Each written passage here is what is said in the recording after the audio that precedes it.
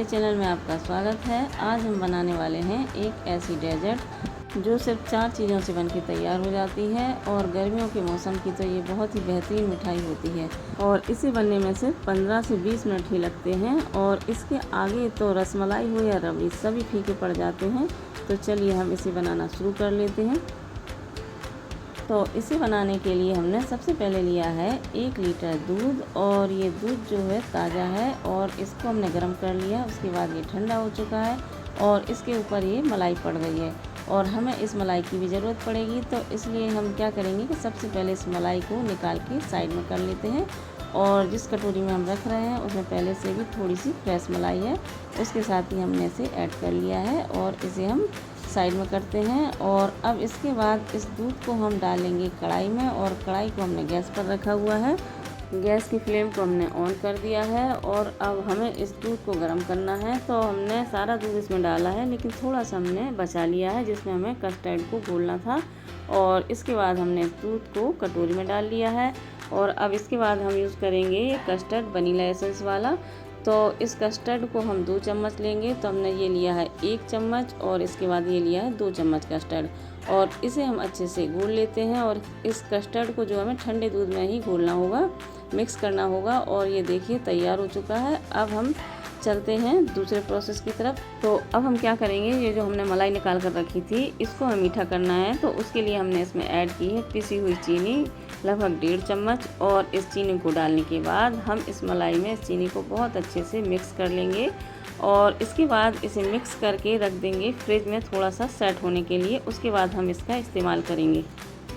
तो चलिए अब चलते हैं हम गैस की तरफ। और ये दूध जो हमने गैस पर चढ़ाया हुआ था ये काफ़ी अच्छे से उबलने लगा है और इसे उबालते हुए लगभग हमें इसे आधा करना है। 1 लीटर दूध हमने उबालने के लिए रखा था तो हमें इसे आधा लीटर रखना है, तब तक उबालना है।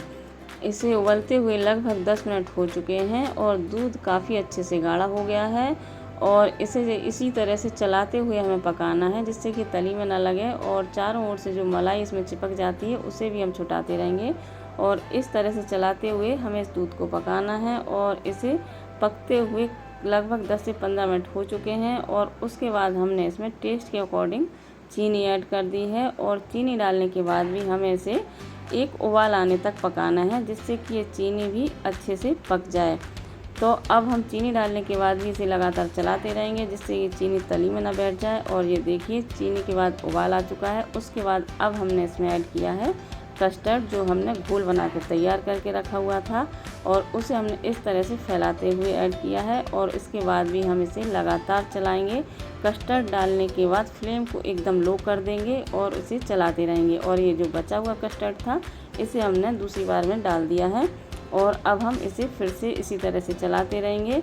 कस्टर्ड डालने के बाद तो हमें इसे बिल्कुल भी नहीं छोड़ना है। और ये देखिए लगभग 2 से 3 मिनट में ही ये दूध इस तरह से गाढ़ा होकर तैयार हो चुका है। और अब लास्ट में हम इसमें डाल देंगे ये 2-3 इलायची हल्की सी कुटी हुई, पूरी तरह से हमने इसे नहीं पीसा है, दरदरा सा पीसा है और ये भी हमने इसमें ऐड कर दी है। और इसके बाद हम इसे भी अच्छे से मिक्स कर लेंगे और थोड़ा सा चलाएंगे। और उसके बाद ये देखिए कस्टर्ड हमारा बनके तैयार हो चुका है और गैस की फ्लेम को बंद कर दिया है और इसे हम रख देते हैं ठंडा करने के लिए। और हमने इसके साथ ली है ये 6 ब्रेड और इस ब्रेड के स्लाइस को लेने के बाद हमें क्या करना है कि इसकी जो साइड होते हैं वो हम निकाल देंगे इस तरह से चाकू से या कैंची से, जिस तरह से भी हम इसको काटें आसानी से उसी तरह से हम इसे निकाल लेते हैं। और ये देखिए ब्रेड की किनारी निकाल के हमने ब्रेड को तैयार कर लिया है। और अब इसके बाद चलते हैं हम अगले प्रोसेस की तरफ। तो उसके लिए हमें क्या करना है कि हमने जो मलाई तैयार करके रखी हुई थी फ्रिज में उसे हमने निकाल लिया है। उसे थोड़ा सा हम मिक्स करेंगे और मिक्स कर लेने के बाद इस मलाई को लगाना है हमें इस ब्रेड के ऊपर। और इस तरह से हम इस मलाई को एक ब्रेड के स्लाइस के ऊपर लगाएंगे और उसके बाद दूसरा स्लाइस हम इसके ऊपर अच्छे से सेट करेंगे। और ये देखिए हमारी एक ब्रेड बनके तैयार हो चुकी है। तो इसे रख देते हैं हम साइड में और इसी प्रोसेस से हम दूसरी बार भी इसको तैयार कर लेते हैं।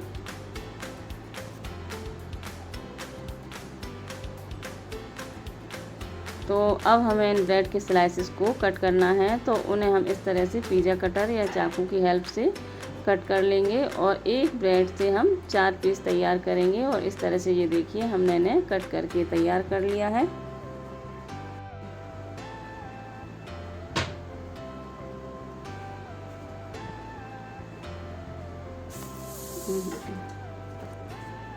तो इस तरह से हमारी मलाई ब्रेड तैयार हो चुकी है। तो अब चलते हैं हम अगले प्रोसेस की तरफ। और ये सारी ब्रेड हमने इस तरह से प्लेट में अरेंज कर ली हैं और अब इसके ऊपर डालेंगे हम ये कस्टर्ड।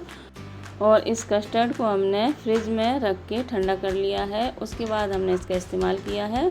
और इसे बनाते समय हमें इस बात का ध्यान रखना है कि ये काफ़ी गाढ़ा ना हो जाए, नहीं तो ये ब्रेड सोक नहीं कर पाएगी और इसमें उतना अच्छा टेस्ट नहीं आएगा, अंदर तक इसके कस्टर्ड और इसका टेस्ट नहीं जा पाएगा। तो इसे हमें थोड़ा सा पतला ही रखना है जिससे कि ये ब्रेड के अंदर काफ़ी अच्छे से जा सके। और इस तरह से हमने सारे ब्रेड के ऊपर इस कस्टर्ड को फैला दिया है।